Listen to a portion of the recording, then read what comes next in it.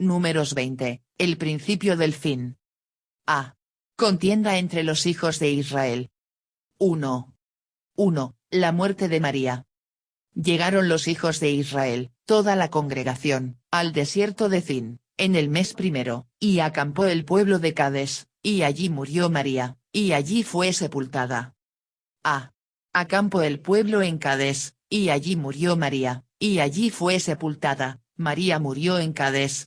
Al final de los años de vagar por el desierto, Israel regresó a Cades, el lugar donde rechazaron la oferta de Dios. Números 13:26. B. Allí murió María, y allí fue sepultada. La muerte de María fue un punto importante en el viaje de Egipto a Canaán. Ella fue la primera de los hermanos de Moisés en morir en el desierto, y su muerte fue una demostración importante del cumplimiento de lo que Dios prometió, que la generación que se negó a entrar en Canaán moriría en el desierto, y la nueva generación entraría en su lugar. Números 14 2.29-34. Y la muerte de María nos muestra que no hubo excepciones especiales para la familia de Moisés.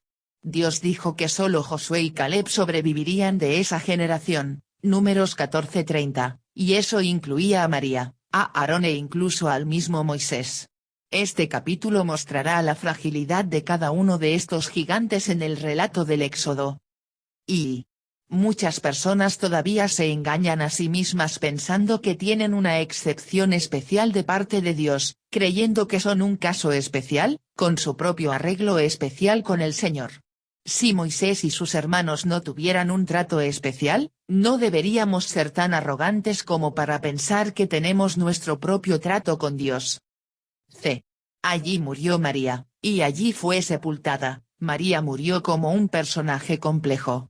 Ella fue grande por su coraje al ayudar a Moisés y sus padres, Éxodo 2:2.48, y grande por guiar a Israel en alabanza, Éxodo 15:2.20-21. Pero también cayó en desgracia por su rebelión contra Moisés, Números 12. Un incidente de rebelión dejó una marca negra en toda su vida. 2.6. Israel contiende con Moisés y Aarón a causa de la sed. Y porque no había agua para la congregación, se juntaron contra Moisés y Aarón. Y habló el pueblo contra Moisés, diciendo: Ojalá hubiéramos muerto cuando perecieron nuestros hermanos delante de Jehová. Porque hiciste venir la congregación de Jehová a este desierto, para que muramos aquí nosotros y nuestras bestias. Y porque nos ha hecho subir de Egipto, para traernos a este mal lugar. No es lugar de sementera, de higuera, de viñas ni de granadas, ni aun de agua para beber. Y se fueron Moisés y Aarón de delante de la congregación a la puerta del tabernáculo de reunión, y se postraron sobre sus rostros, y la gloria de Jehová apareció sobre ellos. A. No había agua para la congregación, la necesidad era real, pero la respuesta de Israel estaba llena de incredulidad y mala actitud, las cuales siempre van juntas. Cuando encuentres una mala actitud, también encontrarás una falta de confianza simple y segura en Dios. B. Ojalá hubiéramos muerto cuando perecieron nuestros hermanos delante de Jehová. Su disputa los llevó a declaraciones escandalosas, palabras que carecen de confianza en Dios. La generación anterior de incredulidad estaba casi muerta, y ahora la generación más joven comenzaba a actuar como la generación incrédula. Dudaron abiertamente de la promesa de Dios de que Él los guiaría a la tierra prometida. C. Porque hiciste venir la congregación de Jehová a este desierto, para que muramos aquí nosotros y nuestras bestias. Sus contiendas los llevaron a acusaciones escandalosas. La nueva generación acusa a Moisés tal como lo hizo la generación de incrédulos. D. No es lugar de sementera, de higuera, de viñas ni de granadas, sus contenciones los llevaron a una visión atrofiada. Por supuesto, el desierto no era una tierra fructífera. Pero nunca llegarían a la tierra del fruto abundante hasta que atravesaran el desierto confiando en Dios. Moisés y Aarón. Se postraron sobre sus rostros. Moisés y Aarón se dieron cuenta de lo serio que era esto. Con esta actitud contenciosa, la nueva generación sería tan incrédula, tan desconfiada en Dios como la vieja generación, y también perecerían en el desierto. 3. 7:8. El mandato de Dios a Moisés: provee agua para Israel. Y habló Jehová a Moisés, diciendo: toma la vara, y reúne la congregación, tú y Aarón tu hermano, y hablad a la peña a la vista de ellos, y ella dará su agua, y les sacarás aguas de la peña, y darás de beber a la congregación y a sus bestias. A. Toma la vara. Hablad a la peña a la vista de ellos. Específicamente, Dios le dijo a Moisés: toma la vara, pero que no la usará. Se proporcionaría agua si Moisés le hablaba a la peña a la vista de ellos. B. Y ella dará su agua. En el monte Sinaí, Dios le dijo a Moisés que golpeara la roca y brotó agua. Éxodo 17:2.6. Pero ahora simplemente debía hablarle a la roca, pero con la vara en la mano. Esta vara era un símbolo de su autoridad de parte de Dios. 4. 9:11. La contienda de Moisés con el pueblo, y con el Señor. Entonces Moisés tomó la vara de delante de Jehová, como él lo mandó. Y reunieron Moisés y Aarón a la congregación delante de la peña, y les dijo: oíd ahora, rebeldes. ¿Os hemos de hacer salir aguas de esta peña? Entonces alzó Moisés su mano y golpeó la peña con su vara 2 veces, y salieron muchas aguas, y bebió la congregación, y sus bestias. A. Entonces Moisés tomó la vara de delante de Jehová, como él lo mandó. Moisés comenzó haciendo exactamente lo que Jehová le había dicho que hiciera: toma la vara y reúne al pueblo de Israel. B. Oíd ahora, rebeldes. ¿Os hemos de hacer salir aguas de esta peña? Dios no le ordenó que hablara a la nación, ni que hablara tan severamente a la nación, sin embargo, Moisés lo hizo. Y Moisés, después de hacer lo que Dios le había dicho que hiciera, hizo algo que Dios no le había dicho que hiciera: sermoneó a la nación. Y, peor aún, sermoneó a la nación con una actitud de corazón que no había mostrado antes, una de ira y desprecio por el pueblo de Dios, con un corazón amargado. En el pasado, Moisés cayó sobre su rostro ante Dios cuando el pueblo se rebeló. Números 16:2.4. En Mara, cuando el pueblo contendió con Moisés porque las aguas estaban amargas, Moisés clamó a Jehová, no contra el pueblo. Éxodo 15:2.22-25. Cuando el pueblo necesitó ser confrontado con audacia, Moisés lo hizo, como en Masá y Meriba en Éxodo 17:2.17, pero sin el filo de la ira, el desprecio y la amargura que vemos aquí. Hay cientos de explicaciones para la frustración de Moisés aquí. Salmo 106:2.32-33 describe cómo el pueblo provocó a Moisés aquí, pero ni una sola excusa. Y, peor aún, Moisés no solo tomó la rebelión del pueblo contra el Señor como algo demasiado personal, sino que también magnificó demasiado su propia asociación con Dios. ¿Os hemos de hacer salir aguas de esta peña? Moisés habló como si él y Dios hicieran el trabajo, como si dividieran el trabajo al 50%, como si Dios no pudiera traer agua a menos que estuviera cerca para hablarle a la roca. Su lapso en el desprecio por el pueblo lo llevó a un lapso de sutil orgullo. C. Entonces alzó Moisés su mano y golpeó la peña con su vara 2 veces. Moisés desobedeció a Dios directamente, golpeando la peña en lugar de hablarle. Y no solo la golpeó, sino que la golpeó 2 veces. Cuando golpeó la roca al comienzo del viaje del Éxodo, solo tuvo que golpearla una vez, pero ahora, debido a la ira y la frustración, lo hizo 2 veces. D. Salieron muchas aguas. Sin embargo, a pesar del lapso de Moisés en una actitud de acción pecaminosa, Dios aún proveyó abundantemente para el pueblo. Y esto nos enseña que el amor de Dios por su pueblo es tan grande que usará instrumentos muy imperfectos, y que el hecho de que Dios use a alguien no es evidencia, ni para ellos ni para la gente, de que ellos mismos estén realmente bien con Dios o ministrando de acuerdo con el corazón de Dios. Y Dios trataría con Moisés, pero el pueblo necesitaba agua, así que fue provista. Moisés podría haber ido pensando que hizo lo correcto, y la gente probablemente pensó lo mismo, porque lo que hizo Moisés pareció funcionar. Pero lo que funciona no es la mejor medida de lo que es correcto ante Dios. 5. 12:13, la reprensión y corrección de Dios a Moisés. Y Jehová dijo a Moisés y a Aarón, por cuanto no creísteis en mí, para santificarme delante de los hijos de Israel, por tanto, no meteréis esta congregación en la tierra que les he dado. Estas son las aguas de la rencilla, por las cuales contendieron los hijos de Israel con Jehová, y él se santificó en ellos. Por cuanto no creísteis en mí, la actitud y acción pecaminosa de Moisés estaba arraigada en la incredulidad. No le creyó realmente a Dios cuando el Señor le dijo que le hablara a la roca y no que la golpeara. Y la incredulidad tiene muchas formas. Era fácil ver la incredulidad de Israel en Números 14 cuando rehusaron confiar en Dios y entrar a la tierra prometida. Aquí, Moisés también fue incrédulo, pero en diferentes circunstancias. Moisés no confió en Dios para corregir a su pueblo, y se encargó de hacerlo cuando Dios no quiso corregir a Israel. Para santificarme delante de los hijos de Israel, lo que Moisés hizo fue una cosa impía. Hizo que Dios no pareciera diferente a un hombre enojado o uno de los dioses paganos temperamentales. No reflejó el corazón y el carácter de Dios ante el pueblo. Por tanto, no meteréis esta congregación en la tierra. La corrección de Dios a Moisés fue dura, él no conduciría a Israel a la tierra prometida. Lo que soñó y se sintió llamado a hacer desde niño en los palacios de Egipto, liberar al pueblo de Dios, no se completaría. Otra persona terminaría el trabajo. Y esto solo fue doloroso debido al corazón fiel de Moisés. Al hombre infiel no le duele la idea de no poder cumplir aquello a lo que Dios lo ha llamado.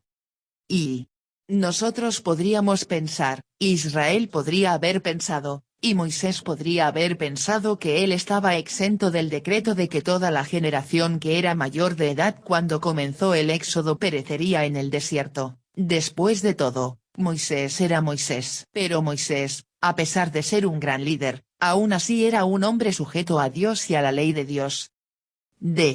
No meteréis esta congregación en la tierra que les he dado. Esto puede parecer un castigo excesivamente duro para Moisés. Parece que con un solo desliz, ahora tenía que morir lejos de la tierra prometida. Pero Moisés estaba siendo juzgado por un estándar más estricto debido a su posición de liderazgo con la nación y porque tenía una relación singularmente cercana con Dios. Y es correcto que los maestros y líderes sean juzgados por un estándar más estricto, Santiago 3:2.1, aunque es injusto mantener a los maestros y líderes en un estándar perfecto. Es cierto que la conducta del pueblo fue peor que la de Moisés, pero es irrelevante. Y lo peor de todo es que Moisés desfiguró una hermosa imagen de la obra redentora de Jesús a través de la roca que proporcionó agua en el desierto. El Nuevo Testamento deja en claro que esta roca que proporciona agua y da vida era una imagen de Jesús, 1 Corintios 10:2.4. Jesús, siendo herido una vez, dio vida a todos los que bebían de él, Juan 7:37. Pero era innecesario, e injusto, que Jesús fuera golpeado nuevamente, y mucho menos 2 veces, porque el Hijo de Dios solo necesitaba sufrir una vez, Hebreos 10:2.10-12.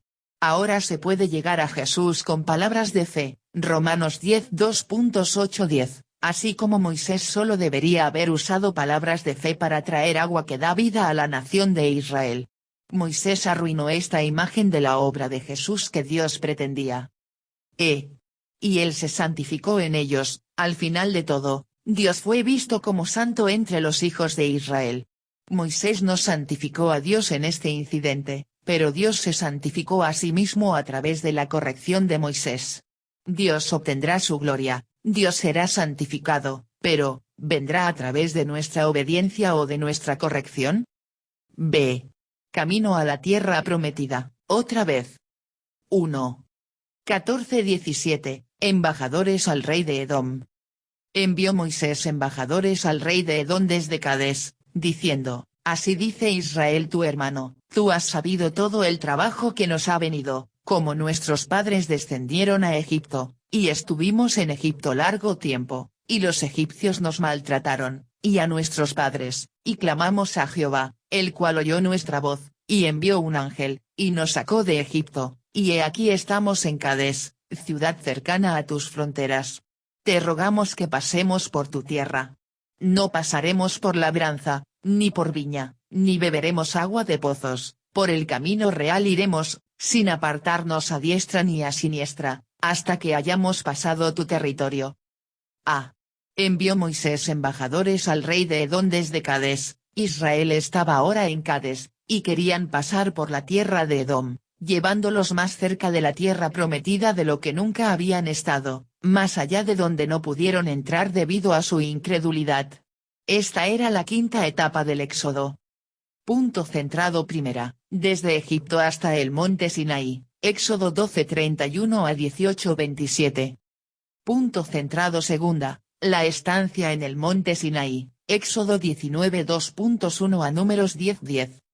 Punto centrado tercera, el primer acercamiento a la tierra prometida, comenzando en el monte Sinaí, pero siendo abortada en Cades con la negativa a entrar en la tierra prometida en C, números 10:11 a 14:45. Punto centrado cuarta, los 38 años de vagar por el desierto hasta que murió la generación de incrédulos, números 15:2.1 a números 20:13. Punto centrado ahora, quinta, el segundo y último acercamiento a la tierra prometida, números 20:14 a Josué 2:24. B.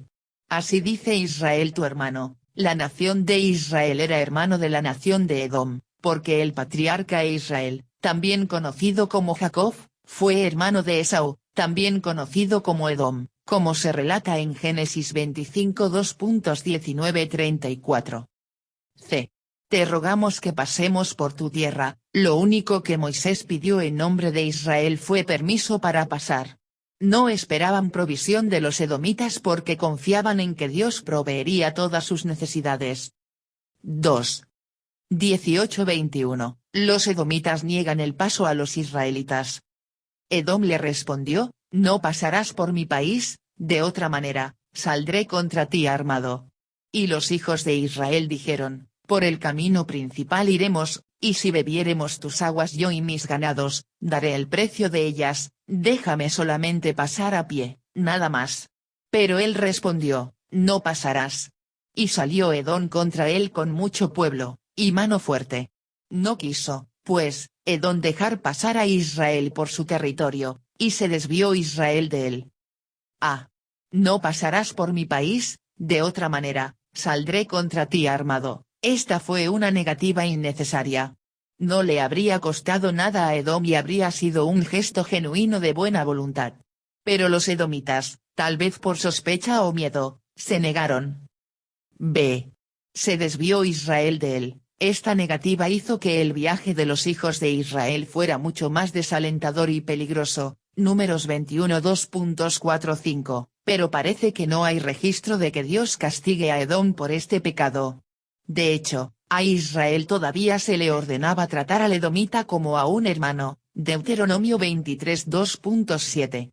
Dios aquí le mostró a Israel cómo dejar el juicio de aquellos que nos lastiman al Señor, y cómo amar a aquellos que han actuado como enemigos contra nosotros, incluso si eran hermanos.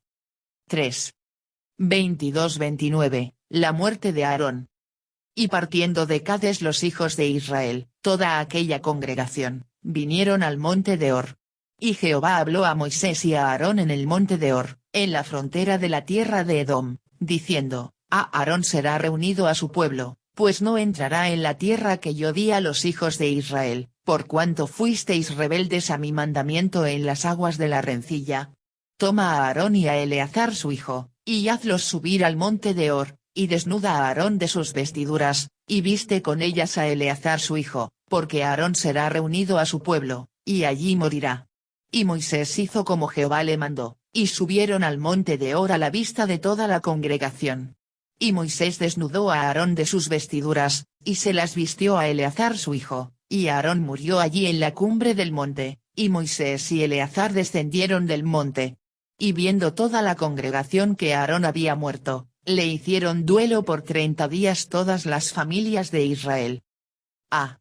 Y partiendo de Cades los hijos de Israel, toda aquella congregación, vinieron al monte de Hor, Este es un marcador definitivo, que indica el final de los 38 años a los que Israel había sido sentenciado en el desierto. Números 33 2.38 nos dice, Aarón.